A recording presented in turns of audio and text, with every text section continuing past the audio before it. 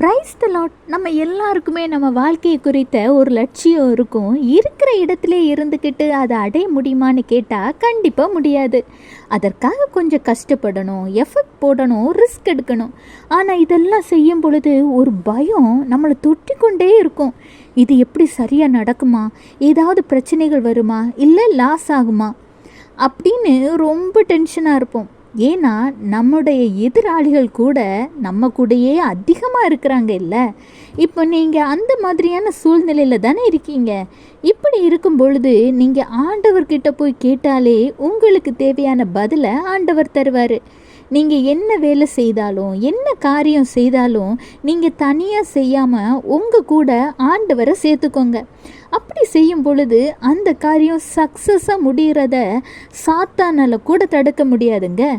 ஆமாங்க, நீங்கள் ஆண்டவரோடு நெருங்கி போக போக ஒரு ஃப்ரெண்ட் மாதிரி ஆண்டவர் உங்கள் கூட பேசுகிறத உங்களாலேயே உணர முடியும்.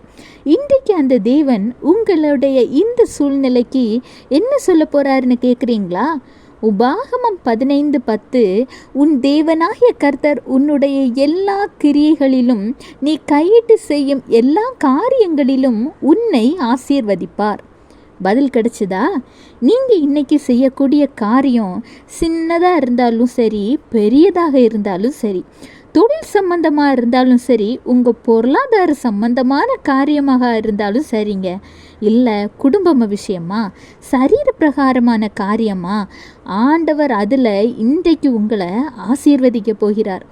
இத்தனை நாட்களாக நீங்கள் தேடிக்கொண்டிருந்த ஆசீர்வாதத்தை உங்கள் கை செய்ய போகிற இந்த காரியத்தில் ஆசீர்வதிக்க போகிறார். விசுவாசித்தீங்கன்னா அற்புதத்தையும் அதிசயத்தையும் காண்பீங்க.